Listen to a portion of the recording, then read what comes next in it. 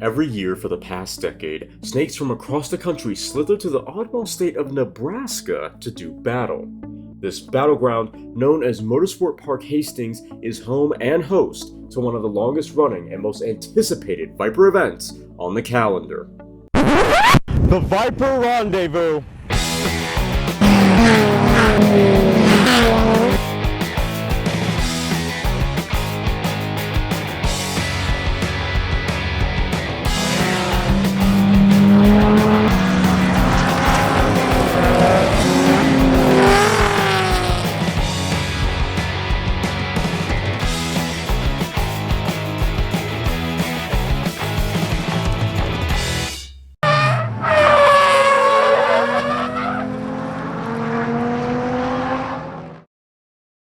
Now in its 13th outing, the Viper Rendezvous has long been the most reliable get-together Viper owners could attend. Better still, Viper Rendezvous has long been the most reliable track day owners who race their snakes could participate in too. Provided, of course, they're willing to make the trip. And clearly, many Viper owners are, so let's go around the paddock, check out some Vipers, and talk to some owners about their weapons of choice. Alrighty, Nick, Sproul, welcome to Viper Rendezvous. Here it's your first time here. Oh yeah, first time here at Hastings and for the Rendezvous. Pretty excited.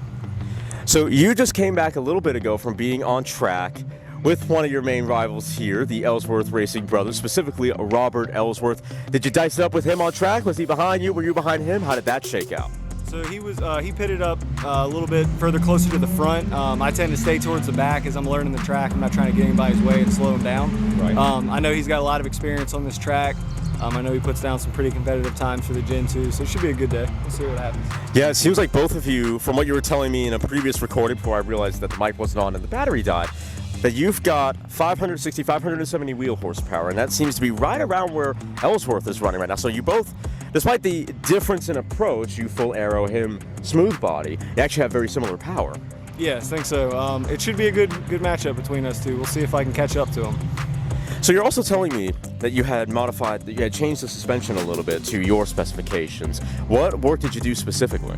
So suspension tuning wise, the car already had two-way adjustable Penske coilovers on it, which is a really nice setup. I've gone through, replaced all the bushings and stuff as I've gone through the car as things have worn out. And then once I started adding the aero on, that kind of changed the dynamics on how the car was handling. So I reached out, AJ Peterson gave me some really good advice to a baseline to get the car kind of fast, handling it like it needed to. Right. So still kind of squaring that away. Okay, because Robert was telling me that he's largely on a stock suspension outside of some Eibach lowering springs. That's pretty much it. So, as I think a lot of Viper owners tend to get this question, but why the Viper over 911s, Corvettes, or really fast V8 Miatas? Why choose the Viper instead? So for me, the Viper was just a childhood dream car. I grew up playing Gran Turismo 2, trying to get the Class A license on Laguna Seca. Spent thousands of laps trying to get that damn license. Right. Yeah. Like I said, I don't quite think I ever got that license, to be honest with you. I might have to go back and play the game again. Yeah. But that's where it all started for me.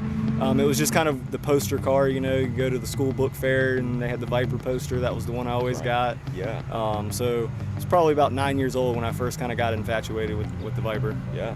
Yeah, similar for me here. So you were saying that, so not only did you get this car before Viper values exploded, but this car is a shop car, a TNT Motorsport shop car. Tell me a little bit more about that. Yeah, so when I was looking for a car, I really didn't know what I was getting myself into. I didn't know, performance parts. I didn't know how much things were going to cost. I knew that time trials was something that I would eventually like to get into doing with the car, so I wasn't afraid to buy one that was modified. Right. This particular car, it had 4,300 miles on it when I bought it. I'm the fourth owner, and it's got a fully built motor from TNT Motorsports. I think personally that kind of shied people away from snatching it up. Yeah. Just because I think a lot of people tend to stay away from modified Vipers. They don't want to deal with the headaches. Yeah. But for me, it was a good deal. The history was all there on the car. It seemed to be really low miles, well taken care of. So I literally saw it on eBay, called the guy. I asked him if the buy it now price was legit. Yeah. He said, yep. I was like, all right, I'll be there this weekend to pick it up. Drove 18 hours round trip from Roanoke, Virginia, all the way down to Cape Coral, Florida. spent about 30 minutes looking at the car, test driving it, loaded it on the trailer, and drove it straight back home. So, Well, thank you very much for taking the time out to talk to me about your gorgeous arrowed out the wazoo Gen 2. I love it. appreciate it. And here we have the car and team I have been most excited to see for years. Unfortunately, they didn't make it to Viper Rendezvous because COVID is a dirtbag, but we're here at Viper Rendezvous. Robert Ellsworth, how are you, man? You know, we're just happy to be here, dude. We're just happy to be here.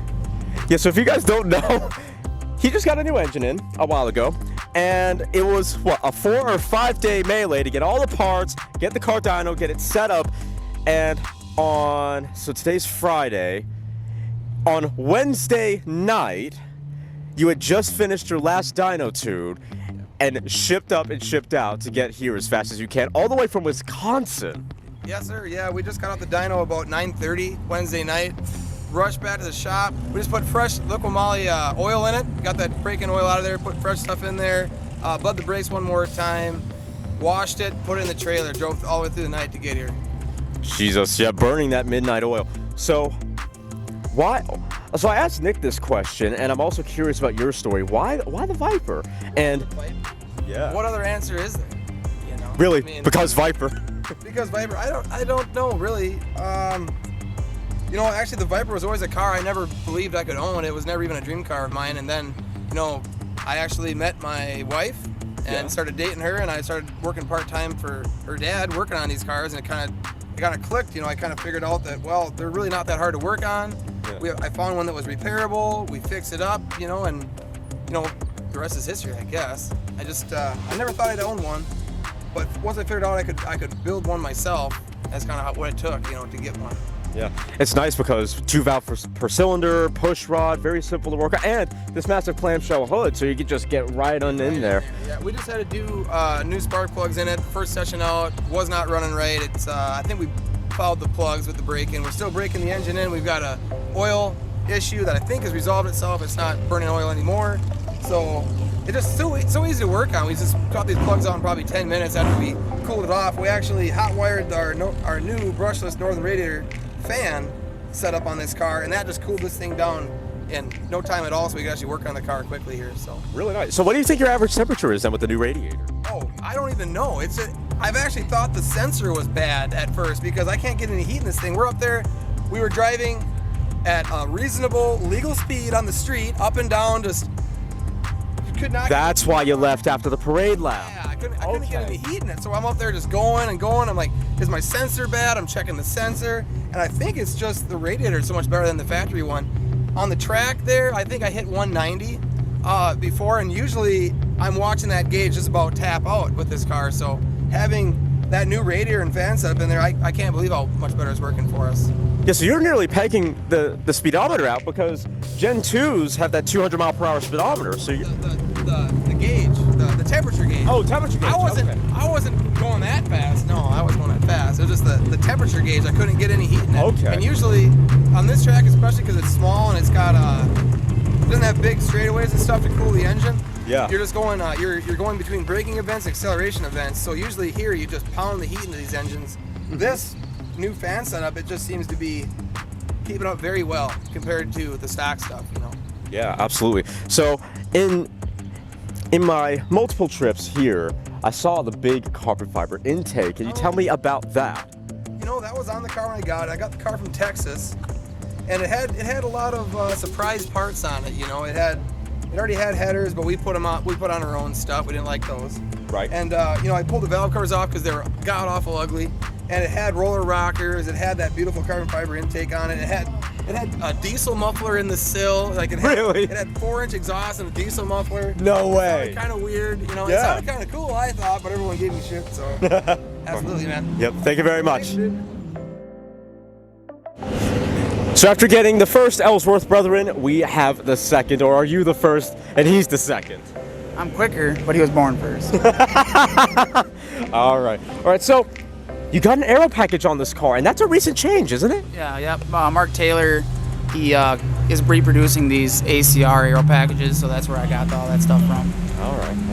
So Robert has a blue Gen 2. You have a snakeskin green Gen 4. What's the story there?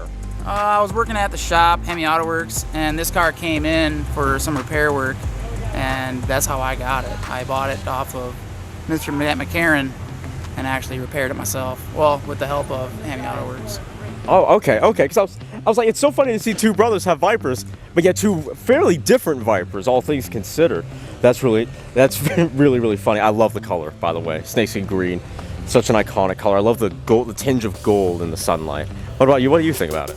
I was never a huge fan of the Gen 4s until I rode in Mitch's car. And then after that, sold. No Gen 2 for me. Okay, so you were a conversion. Yeah. All right. Now a true believer in Gen 4s. So I've just seen something, and this was brought up by someone yesterday, but you were saying to me off camera how the car had a little bit more push than you were hoping for. Well, I say hoping for. More push than you would have preferred. So, did the bolts here have, or lack of bolts, have anything to contribute to that, or? No, those are on my toolbox at home. So that's not where the push from the front's coming from. So it's just a little bit too much downforce at the rear, then, just a slightly too aggressive setting with the wing. I have it set at max angle of attack on the wing. Okay. The problem with that is the more angle of attack you put in it, the more drag you generate. Okay. So what it's actually doing is when it's dragging on this wing, which is mounted up high, it's actually lifting the front end. Trying to lift the front of the car. Yeah. So you could either add more in the front or maybe dial that wing back a little bit. Yeah. Lift the front of the wing up. Yeah, and looking at the splitter here, it seems like fairly mild. I hesitate to call it an extension. So do you have like a proper extension for it, or? So this is what the Gen 4s came with factory. What you see a lot of guys do is they'll either make or buy what is a Gen 5 ACRE track extension. Okay. Yeah. So on the street, a lot of guys won't have the center part. Right, it's just the fang parts at the sides. Yep, yeah. So that's actually what the factory would consider the track extension. Okay. Sir. It doesn't create the front of the splitter doesn't really create that much downforce. Mm-hmm. It's the diffuser ramps that Dodge built into the diffuser that creates most of the downforce on the front of the car. I see. Gotcha. So outside of the push and in relation to drag, how does the car feel on track? Is it getting up to some good speed on the straights? I think the best I've seen is about 130, but okay. It's really hard to say what's going on there. Maybe I need to be driving a little bit better. That's always a good place to start. Good place to start. Yeah. Well, I love the car. Beautiful green. You seem to be putting in a good performance. I know the 130s isn't quite where you want to be, but that's still really, especially with the 130 flat, that is ridiculously close to your goal. And I wish you the best of luck with that. Thank you very much. Thank you very much, Cody. I appreciate the interview. Yeah. These Vipers don't just get together to sit pretty, however, as their true purpose for being here revolves around, well, see for yourself.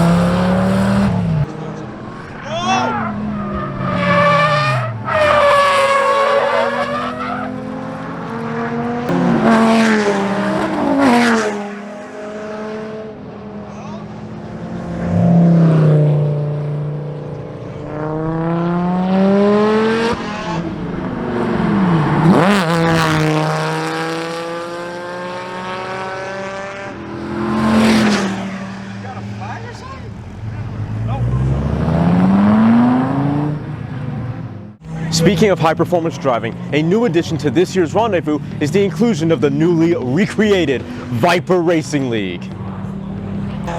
Normally, this event, the Rendezvous, is a time trial affair. Whoever gets the fastest time within their run group is the victor. With the addition of the VRL, traditional wheel-to-wheel racing is added to the mix.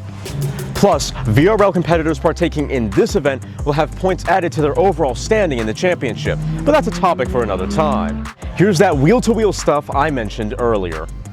There's the Woodhouse Viper RC1. Looks like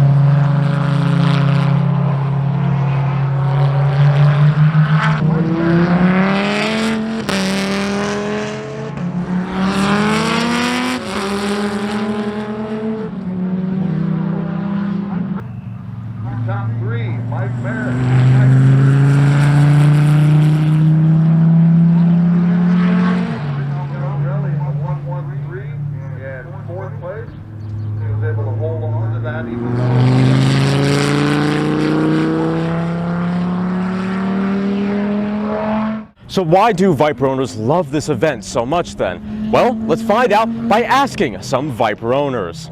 Alrighty, Robert, so what is Viper Rendezvous all about? It's been going on for a few years now, and I want to know what's the beating heart and soul of this event?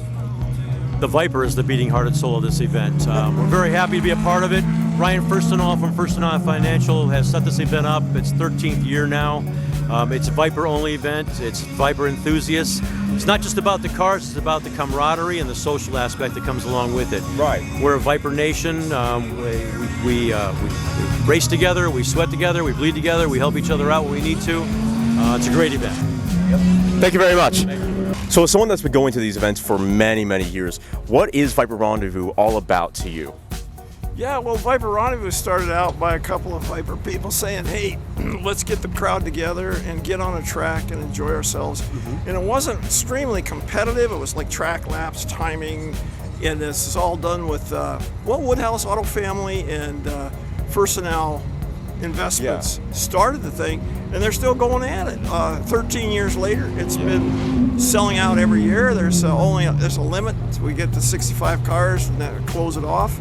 And they have a banquet, they give awards, and people come from everywhere. We get them from Texas, Arizona, California, East Side. We've got an East-West going on right now, the competition between the two. I would say that the best part of the Viper Rendezvous is the people, the Viper community. I agree with that. That's the best part. It's most fun. Well, we've been coming since the very first rendezvous. We only missed one in all these years.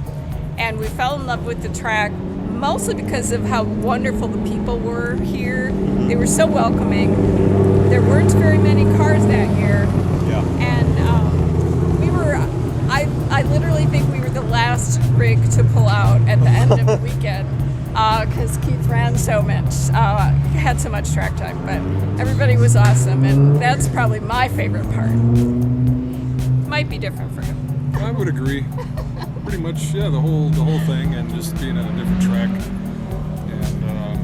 and I mean, those were the days when we were really kind of just learning. Newbies, kind of. So we're still learning every time we come out, but we had a lot more to learn back then.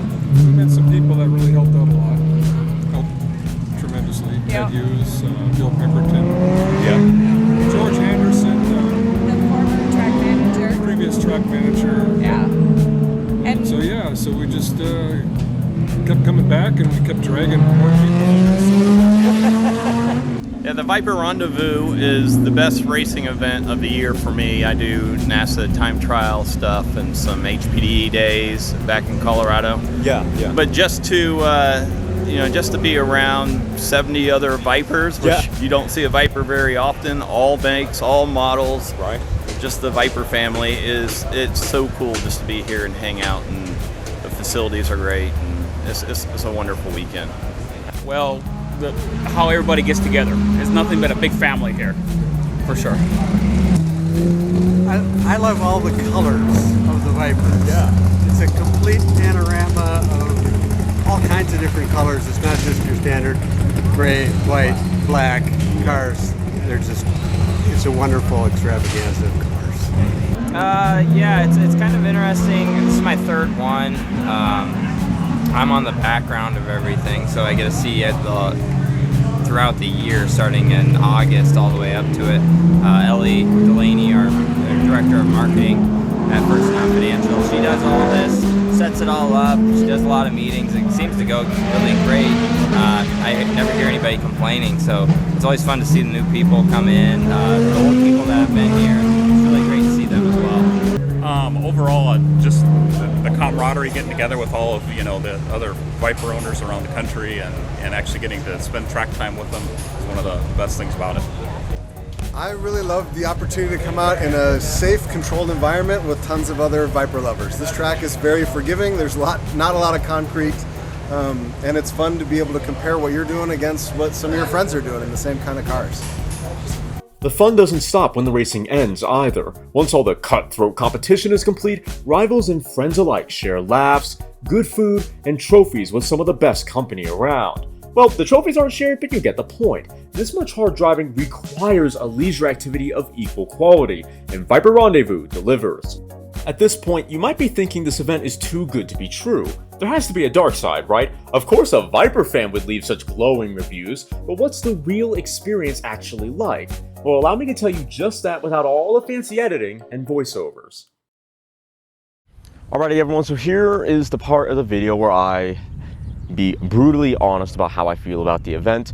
And I have to say, just up front right now, the only thing that's really bumming me out is that people are packing up so fast. I mean, people were packing up, I think like 3 o'clock yesterday, and that's because yesterday was a roughly 97-degree day, so it makes sense. And because of that, the track was slick. It was too hot. I don't even know what the track temperature was. Probably like 135, 140 degrees, something like that. Something ridiculous. But outside of the thing that's bumming me out, honestly, this event is really good. I'd say at least considering the track, it's definitely better if you're a driver, or well, you don't even have to be a hardcore racer, but better as a driver because you get so much track time. This track, you know, Motorsport Park Hastings is not Road America. It doesn't have a crap ton of infield. You got to bring your own go-karts and all that stuff. But even then, you know, having said that, there's a lot of really cool viewing areas around the track. You have condos that you can rent. So if you rent those, some of them have balconies, really, really tall balconies, so you can see a lot of the track. And so there are viewing places. It's just depending on your local track and how big it is. It's not going to be terribly different from that. Someone else just started up. So yeah, it won't be terribly different from that. But honestly, I'm so glad I finally made it out to this event, because I've known about this event since about 2015. But I never knew it was only 5 hours away. And even if it was only 5 hours away, I'm not sure if I really would have had the means to make it out like way back then, way back when. So like I said, I'm so glad I came out. Finally managed to make it out this year. And yeah, though, really, it's like if you want track time, other Vipers, you know, only Vipers on track and a bunch of other Viper owners who can help you out with problems or compare lap times with them, whatever, this really is the event to be. And like I said in the intro, this is one of the most reliable Viper events that's being put on. They've had 13 of them. I think someone was telling me, I think only one has ever been canceled. So if you want Viper people, Vipers, time trials, banquets, just the whole shebang, just a whole racing weekend, and with some other fun festivities aside, this is the event to be at. It really is. You get all the, I mean, like the Complete Motorsports guys there, I think they've been coming for quite a while, and just you know, even if you're not with them, just walking around, asking them questions, looking at all the cars, like that's fascinating in and of itself. So yeah, I'd say no, this event, if you're a Viper owner or a Viper lover, this event really does live up to the hype, and I'd say I highly recommend it. It's a bit, you know, depending on where you are, it's a bit of a drive. It's kind of in the middle of nowhere. You might, you know, Hastings, Nebraska, it's a little bit far from, it's not like in Omaha, for example, right? A little far from there, but no, this really is the Viper event to be at, one of the most reliable for sure. It's like, you know, maybe it's a step, like 1 or 2 steps down from like the Viper Days reunion that I did last year, but that was a once-in-a-lifetime event. So to be 1 or 2 steps down from that, that's really not much. This is still an absolutely incredible event. You see so many Vipers, and if you follow Vipers on Instagram or social media like I do, a lot of the Vipers that I've seen around the place are here, and that's like the Ellsworth brothers, for example. So that's just such a cool thing to see.